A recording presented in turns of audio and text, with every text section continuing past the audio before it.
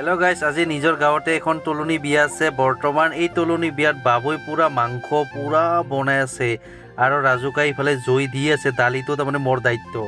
দালিটো এনেকুৱা সুন্দৰ কৰি মই বনাম মানে আপোনালোক দেখাই আছোঁ। বৰ্তমান এই দালিটো দায়িত্ব হ'ল মোৰ আৰু আমাৰ মুন্তাজমিনীৰ। বৰ্তমান সুন্দৰকৈ চম্পাৰ টম্পাৰ দিয়া হ'ল, পুৰা লাৰি আছোঁ আৰু ভিনিও ইফালে লাৰি আছে। বৰ্তমান ভালে লাগিছে। আৰু পুলক ভাইক বহুত দিনত লগ পালোঁ দেই। বৰ্তমান লগ পাই খুবেই ভালে লাগিল। ফেমিলি আহিছে বৰ্তমান তোলনি বিয়া খাবলৈ। আৰু জ্যোতিষ বাবু পুৰা মেইনটেইন কৰিছে মানুহক ইফালে ইফালে ভাত আঞ্জা দিয়াৰ কাৰণে। তোৰ ভাত আঞ্জা দিব লাগি কেতে মেল পাকাই থাকিলে নহ'ব নহয়।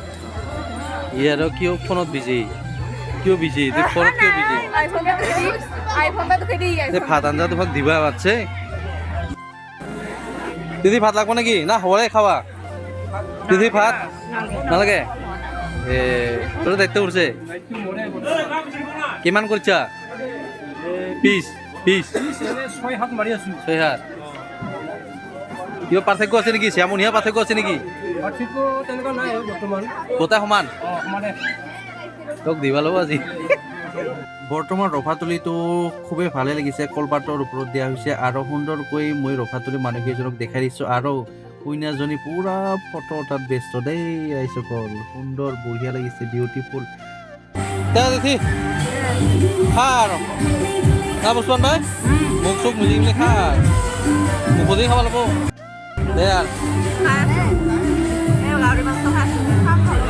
তই গাড়ী দে বিয়াত ভাত দি আগাই গেলে একেবাৰে ভাগৰ চাগৰ লাগি গৈছে। উপায় নাই, তথাপিও ভাত লাগে নাই কি বুলি কে একবাৰো বঢ়িয়া কৰি সুধবা গৈছোঁ বাইদেউ কৰি হাতক। বঢ়িয়া কৰি খায়ো বোলে ভাতেই নলয়।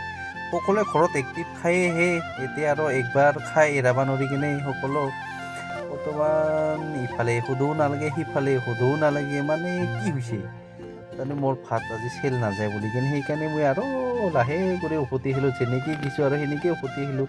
যিহেতুকে আকৌ ভাতেই ওলাই নালাগে, ভাতে চেল নেগিল মোৰ আৰু থৈ দিলোঁ।